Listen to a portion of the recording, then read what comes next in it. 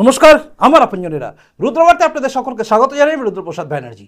কথা দিয়েছিলাম আমি আপনাদের যে এবারে 2024 লোকসভা নির্বাচনের আগে পশ্চিমবঙ্গে 42টা কেন্দ্রে সম্ভাব্য কারা কারা জিততে পারে এটা নিয়ে আমি আমার তরফ থেকে একটা সমীক্ষা করে জানাবো। কিন্তু সেটা বলেছিলাম আপনাদের প্রত্যেকটা যদি ক্যান্ডিডেটের নাম পেয়ে যায়, কিন্তু দুর্ভাগ্য আমার যে বিজেপি কিন্তু তাদের বাকি 22 জনের ক্যান্ডিডেটের নাম দিতে পারেনি। 22 জন কেন বলবো, 23 জনই প্রায়, আসানসোলটাও জানা যায়নি। কিন্তু তারই মধ্যে সময় সীমা যখন পেরিয়ে যাচ্ছে তখন মনে হলো আজ আপনারা জেনে রাখুন যে সম্ভাব্য কারা কারা হতে পারে, জিততে পারে, কোথায় কোথায় বিজেপি হারবে, কোথায় জিতবে, সম্ভাব্য কী হবে। কারণ আপনারা বড় বড় নিউজ চ্যানেলের বড় বড় সমীক্ষা দেখে নিয়েছেন, ওপিনিয়ন পোল, তার সঙ্গে সঙ্গে রুদ্রবার্তার ক্ষুদ্র প্রয়াস, প্রত্যেকটা পয়েন্টকে ঘেটে ঘেটে যেটা বেরিয়ে আসছে সেটা নিয়ে একবার দেখে নিন। 42টা সিট নিয়েই পূর্ণাঙ্গটা শুনুন। প্রথমে দেখে নেওয়া যাক আলিপুরদুয়ার। আলিপুরদুয়ারে বিজেপির ক্যান্ডিডেট এর আগের বারে ছিলেন জন বার্লা। তিনি 7,50,804 ভোট পেয়েছিলেন এবং তার নিকটতম প্রার্থী তৃণমূল কংগ্রেসে দশরথ তির্কে পেয়েছিলেন 5,06,815 ভোট। এবারে আলিপুরদুয়ারে কিন্তু প্রকাশ চিক বারাইক তিনি তৃণমূল থেকে দাঁড়িয়েছেন এবং বিজেপি থেকে দাঁড়িয়েছেন এমএলএ মনোজ টিগ্গা। এখানে আমরা যা দেখছি তাতে মোটামুটি মনোজ টিগ্গার অর্থাৎ বিজেপি জেতার সম্ভাবনা কিন্তু খুব বেশি, অর্থাৎ বিজেপি এখানে জিতবেই। এদিকে যদি আমরা দেখি এরপরেই হচ্ছে আরামবাগ। আরামবাগে এর আগে তৃণমূল কংগ্রেস জিতেছিলেন এবং সেখানে জিতেছিলেন অপরূপা পোদ্দার ওরফে আরফিন আলী। ইনি পেয়েছিলেন 6,49,929টা ভোট এবং তার উল্টো দিকে দাঁড়িয়ে তপন কুমার রায় বিজেপি পেয়েছিলেন 6,48,787 ভোট। এখানে কিন্তু ক্যান্ডিডেটকে বদল করে দেওয়া হয়েছে। এখানে নিয়ে আসা হয়েছে মিতালি বাগকে। মিতালি বাগ নতুন তৃণমূলের নতুন ক্যান্ডিডেট আসার ফলে এবং যে মার্জিন ছিল সব কিছু হিসাব করলে এবং যেভাবে ভোট বেড়েছে এবং সব কিছু দেখে আমাদের যা মনে হচ্ছে সেখানে বিজেপি জেতার সম্ভাবনা খুব বেশি, অর্থাৎ এই ক্যান্ডিডেট এই সিটটা মানে আরামবাগটাও কিন্তু বিজেপি নিতে পারে। এরপরে আমরা চলে যাচ্ছি আসানসোল। আসানসোলে আপনারা জানেন বাবুল সুপ্রিয় 2019-এ জিতেছিলেন, তারপর তিনি চলে যান তৃণমূলে। বাবুল সুপ্রিয় এখানে ভোট পেয়েছিল মানে বিজেপি ভোট পেয়েছিল 6,33,378টা এবং তৃণমূল কংগ্রেসের মুনমুন সেন তখন দাঁড়িয়েছিলেন, তিনি পেয়েছিলেন 4,35,741টা। এরপরে বাবুল সুপ্রিয় চলে যান, তারপরে আবার ভোটে তখন শত্রুঘ্ন সিনহা দাঁড়ান এবং ব্যাপক ভোটে জেতেন। এই উপনির্বাচন কিন্তু এবারে সেভাবে ফল দেবে বলে মনে হয় না, কারণ এখানে শত্রুঘ্ন সিনহার বিরুদ্ধে কে দাঁড়াচ্ছেন, যদি ভূমিপুত্র দাঁড়ায় তাহলে কিন্তু এই সিটটা বিজেপির চান্স আছে খুব বেশি। এরপরের কেন্দ্র হচ্ছে বহরমপুর। বহরমপুর হচ্ছে অধীর রঞ্জন চৌধুরীর গড়, অর্থাৎ কংগ্রেসের গড়। এই বহরমপুরে এবার দাঁড়াচ্ছেন কিন্তু অধীর রঞ্জন চৌধুরী হয়তো দাঁড়াবেনই, আর উল্টো দিকে অপূর্ব সরকারের জায়গায় এবার ক্যান্ডিডেট করা হয়েছে ইউসুফ পাঠান, যিনি নতুন এবং তার সঙ্গে সঙ্গে তিনি একজন বহিরাগত। তাই এই বহিরাগত ক্যান্ডিডেট একদমই টিকতে পারবে না অধীর রঞ্জন চৌধুরীর কাছে। বিজেপি এখানে ভালো ফল করলেও এখানে জিতবে কিন্তু অধীর রঞ্জন চৌধুরী, অর্থাৎ ইন্ডি জোটের একটা ক্যান্ডিডেট কিন্তু, এটাকে যদি আমরা ধরি কংগ্রেস সিপিএম এগুলোকে নিয়ে ইন্ডি জোট ধরি তাহলে একটা ক্যান্ডিডেট অর্থাৎ বহরমপুরটা কিন্তু অধীর রঞ্জন চৌধুরী তার জায়গা ধরে রাখতে পারবেন বলে আমাদের মনে হয়। এরপরের কেন্দ্রই হচ্ছে বালুরঘাট। বালুরঘাটে ডক্টর সুকান্ত মজুমদার গতবারও জিতেছিলেন, তিনি ভোট পেয়েছিলেন 5,39,317 ভোট এবং তার উল্টো দিকে দাঁড়িয়ে অর্পিতা ঘোষ তৃণমূলে পেয়েছিলেন 5,06,024 ভোট। এবারেও বালুরঘাটে কিন্তু একইভাবে দাঁড়িয়েছেন ডক্টর সুকান্ত মজুমদার এবং তার উল্টো দিকে দাঁড়িয়েছেন বিজেপি থেকে আসা নতুন বিপ্লব মিত্র। এখানে কিন্তু সুকান্ত মজুমদার অর্থাৎ বিজেপি রাজ্য সভাপতি ব্যাপক ভোটে জিতবে, তাই এখানে বিজেপি জিতছে এটা ধরে রাখুন।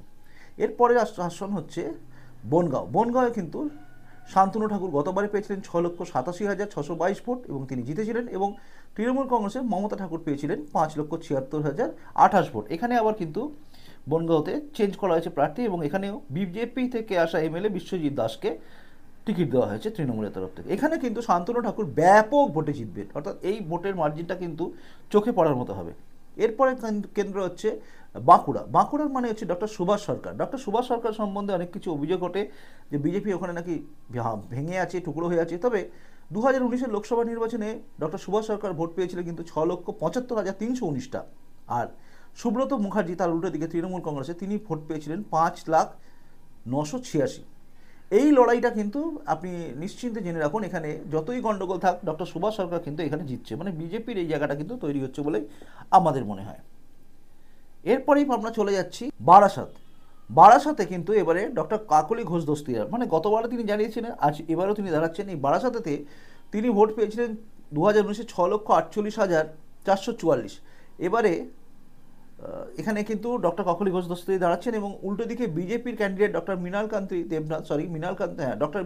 দেবনাথ তিনি দাঁড়িয়েছেন, তিনি পেয়েছিলেন 5,38,275 ভোট। যা আমাদের কাছে যা খবর আছে সেই খবর অনুযায়ী কিন্তু বারাসাত কেন্দ্র বিজেপি জিততে পারবে না, এই জায়গাটা কিন্তু তৃণমূলই জিতবে। এরপরেই হচ্ছে বর্ধমান পূর্বের সুনীল কুমার মণ্ডল গতবারে জিতেছিলেন তৃণমূল থেকে, ভোট পেয়েছিলেন 6,40,834। তার উল্টো দিকে দাঁড়িয়ে বিজেপির ক্যান্ডিডেট পরেশচন্দ্র দাস জিতেছিলেন, ভোট পেয়েছিলেন 5,51,523 ভোট। এখানে কিন্তু দেখা যাচ্ছে আমাদের যেখানে সরিয়ে দেওয়া সুনীল কুমার মণ্ডলকে এবং তার বদলে এখানে প্রার্থী করা হচ্ছে ডক্টর শর্মিলা সরকারকে।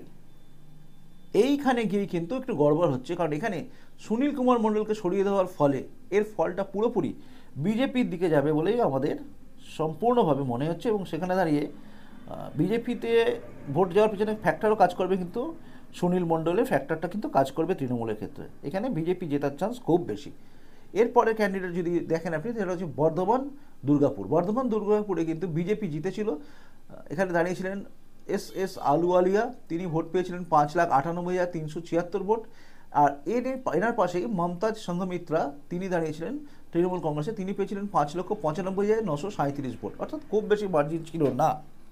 কিন্তু এখানে এবার দাঁড় করানো হচ্ছে বহিরাগত কীর্তি আজাদকে, আর এখানে বহিরাগত কীর্তি আজাদ কিন্তু বিজেপির ক্যান্ডিডেটের সঙ্গে লড়তে পারবে বলে আমাদের অনুমান হচ্ছে না, তাই এখানে বিজেপি কিন্তু জিতবে ক্লিনলি। এরপরে কেন্দ্র হচ্ছে ব্যারাকপুর, খুব বিতর্কিত কেন্দ্র, যেখানে পার্থ ভৌমিক এবারে ক্যান্ডিডেট হয়েছে। এর আগের বারে অর্জুন সিং বিজেপি থেকে দাঁড়িয়েছিলেন, জিতেছিলেন 4,72,994 ভোটে এবং তৃণমূল কংগ্রেসের দীনেশ ত্রিবেদী, পরে তিনি বিজেপিতে চলে যান, তিনি ভোট পেয়েছিলেন 4,58,137।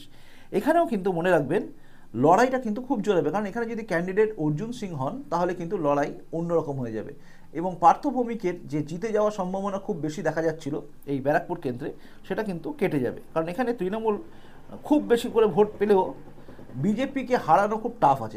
এর পরের প্রার্থী যদি দেখি লোকসভা কেন্দ্র, সেটা হচ্ছে বসিরহাটে কিন্তু ছিলেন নুসরাত জাহান রুহি, ইনি ভোট পেয়েছিলেন 7,82,078 ভোট অর্থাৎ তৃণমূলের, এবং বিজেপির পেয়েছিলেন সায়ন্তন বসু 4,31,709। যদিও এই কেন্দ্রে এখনো পর্যন্ত বিজেপি ঘোষণা করেননি বসিরহাটে এখানে দাঁড় করানো হয়েছে কিন্তু হাজি নুরুল ইসলামকে। হাজি নুরুল ইসলামের সম্বন্ধে অনেক কিছু আছে, কিন্তু হাজি নুরুল ইসলাম বা এখানে যে ভোটের যে জায়গা আছে বসিরহাট কিন্তু বিজেপির কাছে আসবে বলে মনে হচ্ছে না, তবুও সন্দেশখালী ফ্যাক্টর কিন্তু কাজ করবে। এখানে আমি কিন্তু তৃণমূলকেই ধরে রাখছি। এরপরটা হচ্ছে বীরভূম মানে হচ্ছে শতাব্দী রায় এর আগের বারে ভোট পেয়েছিলেন 6,54,077 ভোট, আর বিজেপি দুধ কুমার মণ্ডল পেয়েছিলেন 5,65,153 ভোট, মানে 1 লাখের কাছাকাছি ভোটে কিন্তু তৃণমূলের শতাব্দী রায় জিতেছিলেন। এই কেন্দ্রটাও কিন্তু খুব ভাইটাল কেন্দ্র, এখানে দুধ কুমার মণ্ডল টিকিট পাবেন কিনা জানি না, তবে এই কেন্দ্র ঘোষণা করা হয়নি। বীরভূম কিন্তু শতাব্দী রায় ধরে রাখতে পারবেন বলে আমাদের অনুমান, তো দাঁড়িয়ে অনেকটা লড়াই কিন্তু হবে, তবুও তৃণমূল কংগ্রেস এই আসনটা ধরে রাখতে পারবে বলে আমার অনুমান। এরপরেই হচ্ছে আমরা দেখছি সেটা হচ্ছে বিষ্ণুপুরে কিন্তু বিজেপির ক্যান্ডিডেট সৌমিত্র খান 6,57,019 ভোট পেয়েছিলেন 2019-এর লোকসভা নির্বাচনে, এবং সেখানে অল ইন্ডিয়া তৃণমূল কংগ্রেস, যেটা এখন শুধুমাত্র তৃণমূল কংগ্রেস হয়ে গেছে, তিনি ভোট পেয়েছিলেন শ্যামল সাঁতরা 5,78,972। এবারে সেখানে তৃণমূল ক্যান্ডিডেট করেছেন কিন্তু সুজাতা খাঁ মণ্ডল, ইনি সৌমিত্র খান প্রাক্তন স্ত্রী, এনাকে দাঁড় করানো হয়েছে। কিন্তু এখানে এই ফ্যাক্টরটা দাঁড় করিয়ে তৃণমূল ভাবছে হয়তো কিছু করতে পারবে, কিন্তু আমাদের কাছে যা রিপোর্ট বা যা আছে খবর সেই অনুযায়ী হচ্ছে এই কেন্দ্র থেকে কিন্তু সৌমিত্র খাঁ ব্যাপক ভোটে জিতবেন, এটা আটকানো যাবে না। এর পরের প্রার্থী হচ্ছেন লোকসভা কেন্দ্র হচ্ছে বোলপুরে হচ্ছে অসিত কুমার মাল, এর আগের বারে জিতেছিলেন 6,99,171 ভোট পেয়েছিলেন অসিত কুমার মাল 6,99,171টা। আর বিজেপি তখন দাঁড়িয়েছিলেন রামপ্রসাদ দাস, তিনি পেয়েছিলেন 5,92,769 ভোট। এখানে বোলপুরে এবার অসিত মালি দাঁড়াচ্ছেন, আর বোলপুর কেন্দ্রটা যদি আপনি দেখেন তাহলে জানবেন যে বোলপুরে কিন্তু প্রিয়া সাহা দাঁড়িয়েছেন বিজেপির, কিন্তু হলেও এই জায়গাটা কিন্তু যা মনে হচ্ছে সেখান থেকে বিজেপির জেতা কিন্তু একটু টাফ, এটা তৃণমূলের দিকে যাবে বলে আমার অনুমান। এরপরে যদি আপনি দেখেন সেটা হচ্ছে কোচবিহার মানেই হচ্ছে সেই বিখ্যাত জায়গা যেখানে নিশীথ প্রামাণিক আছেন, আর একদিকে দর্দন্য প্রতাপ দেখতে পাওয়া যায় ফরওয়ার্ড ব্লকের থেকে আসা উদয়ন গুহকে তৃণমূলের। এখানে গতবারে দাঁড়িয়েছিলেন নিশীথ প্রামাণিক, ভোট পেয়েছিলেন 7,31,594টা। আর তৃণমূল কংগ্রেসের পরেশ চন্দ্র অধিকারী পেয়েছিলেন 6,77,363। এই কোচবিহারে এবার কিন্তু ক্যান্ডিডেট চেঞ্জ করা হয়েছে তৃণমূলের তরফ থেকে এবং দাঁড় করানো হয়েছে জগদীশ চন্দ্র বসুনিয়াকে। এক্ষেত্রে দাঁড়িয়ে কিন্তু আমাদের যা রিপোর্ট আছে যে তা অনুযায়ী হচ্ছে কিন্তু নিশীথ প্রামাণিক এখানে আবারও জিতছেন। এরপরে কেন্দ্রে হচ্ছে দার্জিলিং। দার্জিলিংয়ে কিন্তু এবার রাজু বিস্তা দাঁড়িয়েছিলেন গতবারে 2019-এ, তিনি পেয়েছিলেন 7,50,067 ভোট। আর তৃণমূল কংগ্রেসের অমর সিং রায় পেয়েছিলেন 3,36,624 ভোট। এবারে তৃণমূল কংগ্রেসের প্রার্থীকে কিন্তু চেঞ্জ করেছে, কিন্তু চেঞ্জ করলেও এখানে গোপাল লামা এলেও দার্জিলিংয়ে ফল খুব একটা ভালো করতে পারবে না তৃণমূল, কাজে এই জায়গাটা কিন্তু সম্পূর্ণভাবে বিজেপিরই থাকছে। এরপরে কেন্দ্র হচ্ছে ডায়মন্ড হারবার। ডায়মন্ড হারবারে অভিষেক ব্যানার্জি কিন্তু ব্যাপক হারে লিড নেন। ইনি গতবারে পেয়েছিলেন 7,91,127। আর তার উল্টো দিকে দাঁড়িয়ে বিজেপির নিরঞ্জন রায় পেয়েছিলেন 4,70,533। এবারে এখনো পর্যন্ত কোনো ক্যান্ডিডেট ঘোষণা করা হয়নি বিজেপির তরফ থেকে। আর এদিকে অভিষেক ব্যানার্জি দাঁড়াচ্ছেন, এটা ফিক্সড হয়ে গেছে, ফাইনাল হয়ে গেছে। আর এখানে ফ্যাক্টর একটা কাজ করবে, আর সেটা হচ্ছে নওশাদ সিদ্দিকী আইএসএফ যদি তিনি দাঁড়ান। আর এখানে করলেও কিন্তু অভিষেক ব্যানার্জি বা তৃণমূল কংগ্রেস এখানে কিন্তু জিতছে, এটা তৃণমূল জিতবেই। এরপর হচ্ছে দমদম কেন্দ্র। দমদম কেন্দ্রে সৌগত রায়, যিনি নিজেই বলছেন আমি জিতবো কিনা কোনো ঠিক নেই, দাঁড়াতে পারলে ঠিক আছে কি নেই আছে, এই নিয়ে তৃণমূল কংগ্রেসের সৌগত রায় কিন্তু এখানে দাঁড়িয়েছেন। এখানে আবার তিনি গতবারে পেয়েছিলেন 5,12,062 ভোট। তার উল্টো দিকে দাঁড়িয়ে এখন যিনি রাজ্যসভার সাংসদ হয়েছেন শ্রমিক ভট্টাচার্য, তিনি পেয়েছিলেন 4,59,060টা ভোট। এখানে একটা সিপিএমের কিন্তু একটা ফ্যাক্টর আছে। নেপালদেব ভট্টাচার্য গতবার 1,67,590 ভোট পেয়েছিলেন। এই ভোটটা কোন দিকে যাবে এটাও একটা ফ্যাক্টর, কারণ এখানে সিপিএমের ভোটটা কিন্তু বিরাট ফ্যাক্টর। এখানে সৌগত রায় জেতার জায়গাটা কিন্তু সৌগত রায়ের বক্তব্য অনুযায়ী কিন্তু খুব কম আছে। তবুও সিপিএম ফ্যাক্টর যদি ভোট কেটে ফেলে বিজেপির ভোট, তাহলে কিন্তু এখানে সৌগত রায় জিতে যাবে, কারণ সৌগত রায় এখানে জেতার জায়গাটা তৈরি হচ্ছে শুধুমাত্র সিপিএম কত ভোট কাটছে তার উপর ডিপেন্ড করে। যদি শুধুমাত্র বিজেপি এবং তৃণমূল ফাইট হয় তাহলে সৌগত রায় হারার চান্স খুব বেশি। এই সিটটাকে আমি তবুও বিজেপির দিকে থেকে সরিয়ে তৃণমূলের দিকে রাখছি, কারণ সৌগত রায় এখানে অনেকটাই জেতার জায়গা থাকবে না শুধু সিপিএমের ভোটের জন্য। এরপরে কেন্দ্র হচ্ছে ঘাটাল। ঘাটালে কিন্তু দেব কিন্তু মানে দীপক অধিকারী 7,17,959 ভোট পেয়ে গতবারে জিতেছিলেন। ভারতী ঘোষ পেয়েছিলেন সেখানে বিজেপির 6,09,986, মানে অনেক ভোটে জিতেছিলেন। কিন্তু এবারে পুরো ক্যান্ডিডেটটাই পুরো চেঞ্জ হয়েছে এবং ঘাটাল থেকে শুরু করে পুরো মেদিনীপুর চত্বর এবারে কিন্তু অন্যরকম ফল হওয়ার জায়গায় রয়েছে। এখানে এবার হিরণ চট্টোপাধ্যায়কে দাঁড় করানো হয়েছে, অর্থাৎ অভিনেতা হিরণ চ্যাটার্জি দাঁড়াচ্ছেন। সেখানে দাঁড়িয়ে কিন্তু একটা ফ্যাক্টর কাজ করবে, যেহেতু ঘাটাল প্ল্যান, মাস্টার প্ল্যান এবং দেবের সঙ্গে যে সম্পর্ক নিচু মানে ভেঙেছে, এই সম্পর্কটা কিন্তু কাজে লাগবে এবং এখানে কাজে লেগে যাবে বিজেপির। তাই এখানে এই সিটটা কিন্তু বিজেপি বের করে নেওয়ার জায়গায় আছে। এরপরের কেন্দ্র হচ্ছে হুগলিতে রচনা ব্যানার্জিকে দাঁড় করিয়ে কিন্তু একটা চমক দিয়েছে তৃণমূল। এখানে হুগলিতে লকেট চ্যাটার্জি কিন্তু গতবারে ভোট পেয়েছিলেন 6,71,448, আর তার জায়গায় উল্টো দিকে ডক্টর রত্না দে নাগ তিনি পেয়েছিলেন 5,98,086 ভোট। এখানে সিপিএম একটা ফ্যাক্টর ছিল, 1,21,588 ভোট পেয়েছিল। কিন্তু এবছরে রচনা ব্যানার্জিকে দাঁড় করিয়ে দিয়ে একটা কিন্তু টাফ ফাইটের জায়গায় নিয়ে গেছে লকেট চ্যাটার্জি, কারণ রচনা ব্যানার্জির একটা ওই দিদি নাম্বার 1 শোতে এখানকার মানুষকে ভুলিয়ে রাখার জায়গা করেছে।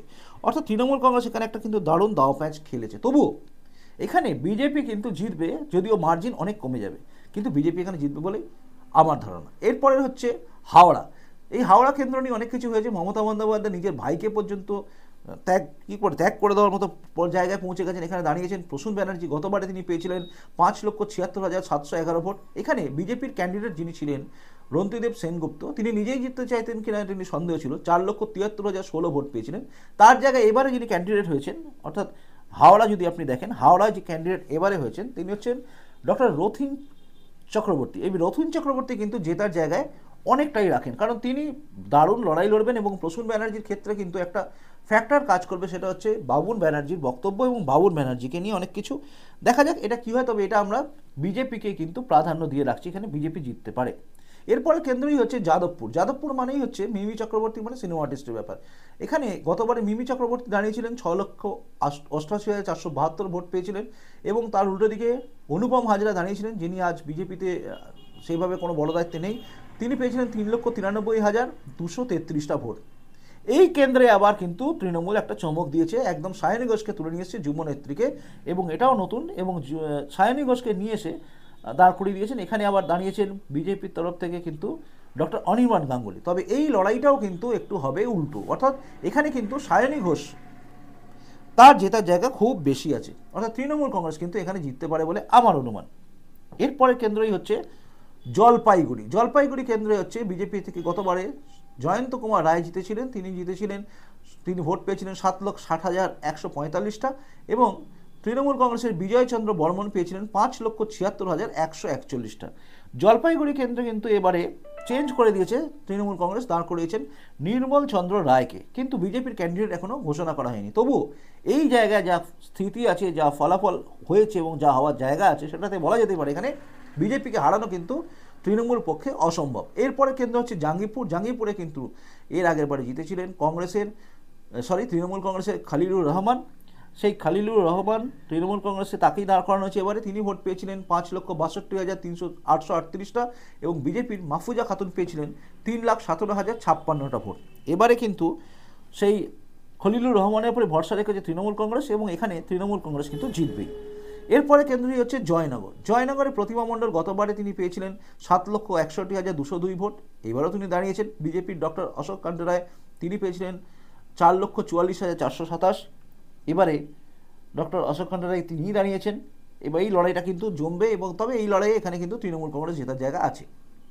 এরপরে চলে যাই আমরা ঝাড়গ্রাম। ঝাড়গ্রামেতে কিন্তু কুমার হেমব্রম গতবারে জিতেছিলেন, 6,26,583 ভোট পেয়েছিলেন বিজেপির, এবং বীরবাহা সোরেন পেয়েছিলেন 6,14,816 ভোট। এবারে ঝাড়গ্রামে কিন্তু কালীপদ সোরেন তাকে দাঁড় করিয়েছে তৃণমূল কংগ্রেস থেকে, এবং বীরবাহা সোরেনকে সরিয়ে দেওয়া হয়েছে। এইখানে বিজেপির জায়গাটা কিন্তু এখনও পর্যন্ত নষ্ট করার জায়গায় কিন্তু তৃণমূল নেই, কাজে এই সিটটা কিন্তু বিজেপি বের করে সহজেই নিয়ে বেরিয়ে চলে যাবে, অর্থাৎ ঝাড়গ্রাম কিন্তু বিজেপির হবে। এবার হচ্ছে কাঁথি। কাঁথি মানেই হচ্ছে একদম অধিকারী বাড়ির গড়। এই অধিকারী বাড়ির গড়েতে গতবারে কিন্তু জিতেছিলেন শিশির অধিকারী। তিনি পেয়েছিলেন 7,11,872, যদিও তিনি তৃণমূলে ছিলেন, কিন্তু এবার তিনি দাঁড়াননি। এখানে বিজেপি পেয়েছিল ডক্টর দেবাশিস সামন্ত, তিনি পেয়েছিলেন 6,204 ভোট। এবারে কিন্তু পুরোপুরি খেলা ঘুরে গেছে, তার কারণ হচ্ছে এখানে দাঁড়িয়েছেন একদম কাঁথিতে সৌমেন্দ্র অধিকারী। সৌমেন্দ্র অধিকারী মানে শুভেন্দু অধিকারীর ভাই। এখানে এই সিটটা কিন্তু চোখ বন্ধ করে বিজেপি জিতছে, এটা বলে দেওয়া যায়। এরপরে কেন্দ্র হচ্ছে কলকাতা দক্ষিণ। এখানে দাঁড়িয়েছেন মালা রায়। এখানে আগেরবারেও দাঁড়িয়েছিলেন মালা রায়, তিনি পেয়েছিলেন 5,73,119 ভোট, এবং চন্দ্রকুমার বোস বিজেপি থেকে দাঁড়িয়েছিলেন, তিনি পেয়েছিলেন 4,17,927। এখানে যদিও বিজেপির কোনো ক্যান্ডিডেটের নাম ঘোষণা করা হয়নি, কিন্তু এই সিটটা তৃণমূলের কাছে কিন্তু খুব সহজলভ্য ব্যাপার। এখানে তৃণমূল জেতার জায়গা কিন্তু এখানে আছে। এবার এখানে ক্যান্ডিডেট কে হচ্ছে বিজেপি, তার উপর অনেকটা ডিপেন্ড করছে। এরপরের কেন্দ্রই হচ্ছে কলকাতা উত্তর, যেখানে নিয়ে অনেক বিতর্ক আছে, সেটা হচ্ছে সুদীপ ব্যানার্জি। এখানে তিনি ভোট পেয়েছিলেন গতবারে 4,74,891 ভোট, এবং রাহুল সিনহা তিনি পেয়েছিলেন বিজেপির 3,47,796 ভোট। কিন্তু এই লড়াইটা কিন্তু এবারে একটু ঘুরে যাবে, অর্থাৎ সুদীপ ব্যানার্জির বিরুদ্ধে কিন্তু অনেক ক্ষোভ আছে তৃণমূলের, এবং এখানে তাপস রায় একটা ফ্যাক্টর কাজ করবে। তবে ক্যান্ডিডেট কে হচ্ছে তার উপর ডিপেন্ড করলেও এই জায়গাটা কিন্তু তৃণমূলের দিকেই আছে বলে আমার মনে হয়, কারণ এটা বিজেপি পাবে বলে খুব একটা মনে হচ্ছে না। যদি ক্যান্ডিডেট সেরকম বড় কিছু হয় তাহলে একটা আলাদা কথা। এবার হচ্ছে কৃষ্ণনগর। কৃষ্ণনগর মহুয়া মৈত্র জিতেছিলেন 6,14,872 ভোটে, 872 ভোট পেয়েছিলেন, এবং বিজেপির কল্যাণ চৌবে পেয়েছিলেন 5,51,654 ভোট। এবার কিন্তু মহুয়া মৈত্র দাঁড়িয়েছেন, কিন্তু বিজেপির কৃষ্ণনগরের ক্যান্ডিডেট এখনও পর্যন্ত ঘোষণা করা হয়নি। তবে এখানে যা খবর আছে, যা রিপোর্ট আছে আমার কাছে, সে অনুযায়ী হচ্ছে মহুয়া মৈত্র এবারে কিন্তু হারতে চলেছেন, অর্থাৎ তৃণমূল সিটটা কিন্তু হারবেই। এই জায়গায় রয়েছে কিন্তু কৃষ্ণনগর। এরপরে হচ্ছে মালদা দক্ষিণ। মালদা দক্ষিণে আবু হাসেম খান চৌধুরী কংগ্রেসের, তিনি জিতেছিলেন 4,44,270 ভোট পেয়েছিলেন। বিজেপির শ্রীরূপা মিত্র চৌধুরী পেয়েছিলেন 4,36,048টা, এবং তৃণমূল কংগ্রেসের মোয়াজ্জেম হোসেন পেয়েছিলেন 3,51,353 ভোট।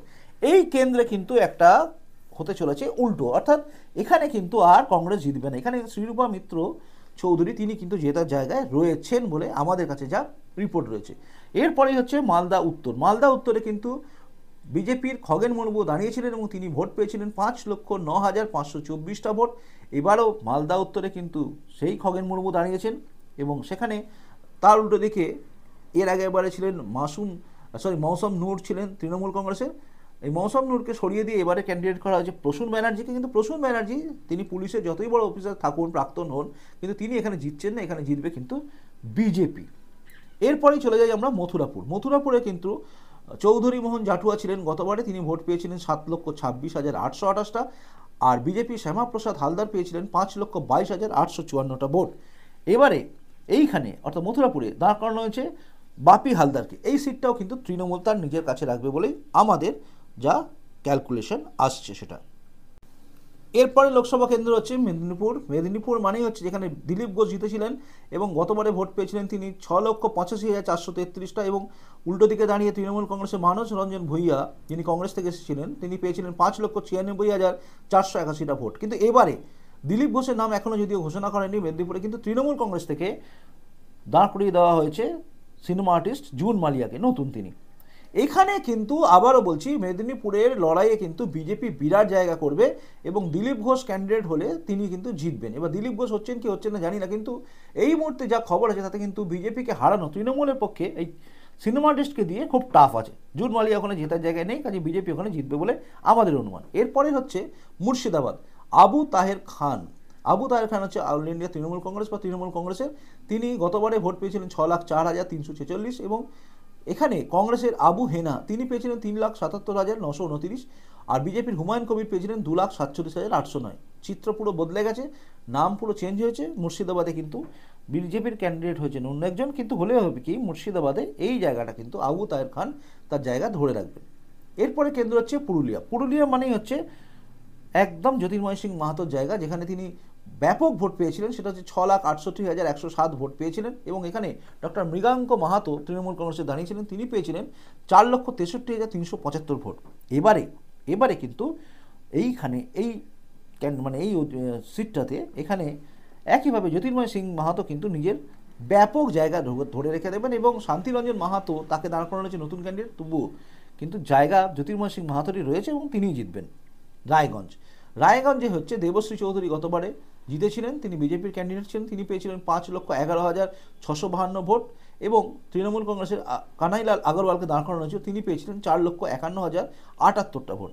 এই কেন্দ্রটায় কিন্তু রায়গঞ্জে এখনও পর্যন্ত বিজেপি কাউকে ঘোষণা করেনি, কিন্তু রায়গঞ্জে কৃষ্ণ কল্যাণীকে তৃণমূল দাঁড় করিয়ে একটা বড় গড়বড় করে ফেলেছে। কারণ কৃষ্ণ কল্যাণী মানে বিজেপি থেকে আসা, কাজেই এখানে দাঁড়িয়ে এই নতুন ক্যান্ডিডেটকে দিয়ে তৃণমূল আখেরে কিন্তু নিজের লসই করেছে, কারণ এখানে বিজেপি জিতবেই এবং ভোট ভালোই পাবে। রানাঘাটও একই কেস করেছে তৃণমূল কংগ্রেস। সেখানে জগন্নাথ সরকার গতবারে জিতেছিলেন, তিনি ভোট পেয়েছিলেন 7,83,253 এবং তার উল্টো দিকে দাঁড়িয়ে রূপালী বিশ্বাস তৃণমূলে তিনি পেয়েছিলেন 5,49,825টা ভোট। কিন্তু এবারে এইখানেও কিন্তু রানাঘাটেও কিন্তু মুকুটমণি অধিকারী মানে বিজেপি থেকে যিনি জিতেছিলেন এমএলএ, তাকে দাঁড় করিয়ে দেওয়া হয়েছে এবং দাঁড় করিয়ে দিয়ে চেষ্টা করা হয়েছে জগন্নাথ সরকারের বিরুদ্ধে ভোট কাটার, কিন্তু এক্ষেত্রে ফল উল্টো হবে এবং জগন্নাথ সরকার ব্যাপক ভোটে জিতবেন এই কেন্দ্র থেকে। এরপরে শ্রীরামপুর মানে হচ্ছে কল্যাণ ব্যানার্জি এবং দেবজিৎ সরকার, এই দুজনের লড়াই হয়েছিল।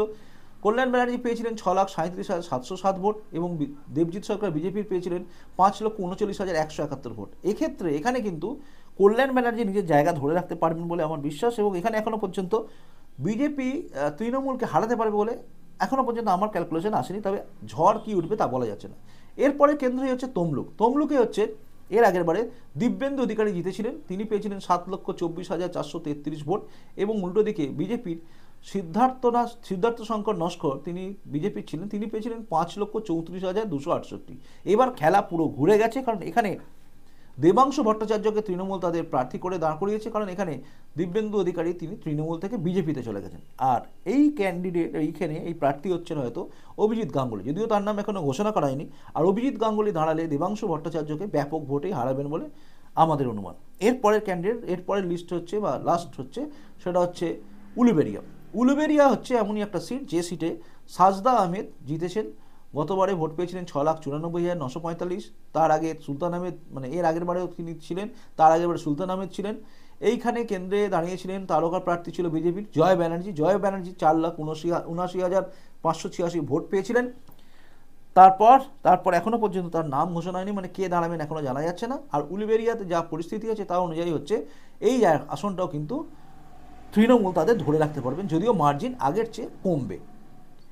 এটা হচ্ছে উলুবেড়িয়া কেন্দ্র। এই নিয়ে সব কটা মানে 42টা কেন্দ্রে আপনারা মোটামুটি ফলাফল মানে কি হতে পারে সম্ভাব্য, এটা নিয়ে আমি একটা ধারণা আপনাদের সামনে রাখলাম। শুনলেন 42টা সিটেরই আমি কিন্তু পর পর বলে দিলাম। এবার কতগুলোতে জিতলো বিজেপি টোটাল এটা আপনি হিসাব করবেন, ক্যালকুলেশন করে নিচে লিখে দেবেন। আপনার মনে কি হচ্ছে সেটাও লিখবেন। এর মধ্যে আপনাদের আমি বলে রাখি যে সেটা হচ্ছে এই যে 42টা কেন্দ্রে আমি বললাম এর মধ্যে কিন্তু বিজেপির বাড়তে পারে। তার কারণ হচ্ছে বিজেপির প্রার্থী কে হবে। যেমন আমি আপনাকে একটা লোকসভা কেন্দ্র নিয়ে বলি। লোকসভা কেন্দ্র হচ্ছে আসানসোল। এখানে যদি জিতেন্দ্র তিওয়ারি দাঁড়ায় তাহলে একটা রেজাল্ট আলাদা হবে, আবার যদি না দাঁড়ায় রেজাল্টটা একটু অন্যরকম হবে। আপনি যদি দেখেন আবার ব্যারাকপুর, সেখানেও একই রকম প্রশ্ন। আপনি যদি দেখেন উলুবেড়িয়া লোকসভা, যেটা আমার জায়গা, এখানেও কিন্তু ক্যান্ডিডেটের ওপরে নির্ভর করছে অনেকটাই। এখানে সাংগঠনিক ক্ষমতা বিজেপির কতটা আছে না আছে সে সম্বন্ধে আমি খুব ভালো করে জানি। কাজে বিজেপির সাংগঠনিক ক্ষমতা নয়, এখানে ক্যান্ডিডেট হচ্ছে মেন ব্যাপার হবে।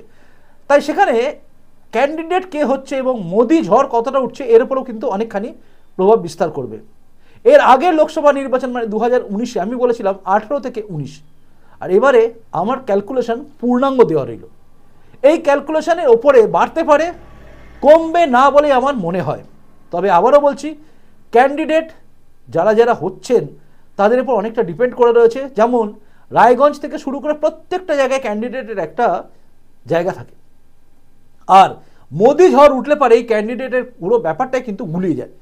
অর্থাৎ মোদি ঝড় যখন উঠবে তখন কিন্তু যেভাবে আপনারা দেখেছেন একের পর এক রাজ্য, মধ্যপ্রদেশ থেকে শুরু করে ছত্তিশগড়, রাজস্থান, পাশা কীরকম বদলে গেছিল, কারোর সমীক্ষা, বড় বড় চ্যানেল, বড় বড় মিডিয়া, তাদের কারোর সমীক্ষা মেলেনি। তাই বিজেপি কি হবে এর কথা আগে থেকে বলা যায় না, কারণ ঝড় বা ঢেউ কি আছড়ে পড়বে, মোদি ঝড় মোদি ঢেউ, সেটা এখন থেকে অনুমান করা যাচ্ছে না। আর সেগুলো আমরা ধীরে ধীরে জানতে পারবো। এবং বিজেপির এর চেয়ে নিচে সিট যাবে বলে আমার মনে হচ্ছে না। বড় বড় চ্যানেল অবশ্য 17 দেখিয়েছে, কেউ দেখিয়েছে অন্য, কিন্তু আমার এটাই এসছে। হ্যাঁ, এবার আপনি কমেন্ট করে লিখুন কমেন্ট বক্সে আপনি কতগুলো সিট ঠিক ভাবলেন, কতগুলো সিট মনে হলো যে না এইটা ভুল হচ্ছে, এটা হতে পারে। আপনার যেটা মনে হচ্ছে আপনি অবশ্যই কমেন্ট করে জানবেন, কারণ আমার সঙ্গে আপনার মত মিলতেও পারে, নাও মিলতে পারে। মতের অমিল হতে পারে কিন্তু মনের যেন অমিল না হয়। অর্থাৎ আমাদের দুজনের মতের অমিল হোক, কিন্তু রুদ্রবার্তায় আপনি আমার আপনজন, তাই মনের অমিল না হোক, মন যেন আমাদের এক থাকে, এটাই কামনা করব। কি হবে রেজাল্ট সে তো নয় নির্বাচনে নির্ঘণ্ট বেরোনোর পরে, আর রেজাল্ট যেদিন বেরোবে সেদিন জানা যাবে। তবে তার আগে আমার এটা রইল, একদম রেজাল্ট বেরোনোর পরে দেখা যাবে কতটা হলো কতটা হলো না, আর কতটা ঝড় আসবে তার উপর ডিপেন্ড করছে কিন্তু এই বিজেপির আরও বেশি উত্থান হওয়া। আসি, প্রতিবেদনটা কেমন লাগলো জানাবেন, এবং জানানোর পরে আরেকটা জিনিস করবেন, সেটা হচ্ছে কমেন্টসটা কিন্তু অবশ্যই করবেন, আর কমেন্টস করে লিখবেন আপনার কোনটা কতটা কোথায় কি মনে হচ্ছে। আবার বলো একই কথা। আর ভালো লাগলে লাইক করবেন আর শেয়ার করবেন সবার কাছে। যদি মনে হয় এই চ্যানেলে নতুন এসেছেন তাহলে চ্যানেলটা সাবস্ক্রাইব করে আমার আপনজনে তারপর যাবেন। দেখুন আমি আনকাট কথা বলি, অনেকের হয়তো গায়ে লাগবে যে আমি বলে দিলাম এই কেন্দ্রটা হেরে যাবে, কিন্তু কিছু করার নেই, যেটা হারবে সেটা হারবে। যেখানে মনে হচ্ছে হারার সম্ভাবনা আমার মনে হচ্ছে সেটা আমি বলেছি, হতে পারে আমার ধারণা ভুল। তাই আগেই ভেঙে পড়বেন না বা আগেই উৎসাহিত হয়ে পড়বেন না। লড়াইয়ের ময়দানে হবে, লড়াই লড়তে হবে। কোনো লড়াই হারার জন্য লড়া হয় না, প্রত্যেকটা লড়াই হয় জেতার জন্য। জেতার জন্য যারা যারা ময়দানে নামবেন তারা জিতবেন, আর যারা মনে করছেন জেনেই গেছি জিতেই যাব তারা হেরেও যেতে পারেন। খুব ভালো থাকুন, দেখা হচ্ছে পরের রুদ্রবার্তায়। নমস্কার, বন্দে মাতরম, ভারত মাতা জয় হোক, জয় হিন্দ।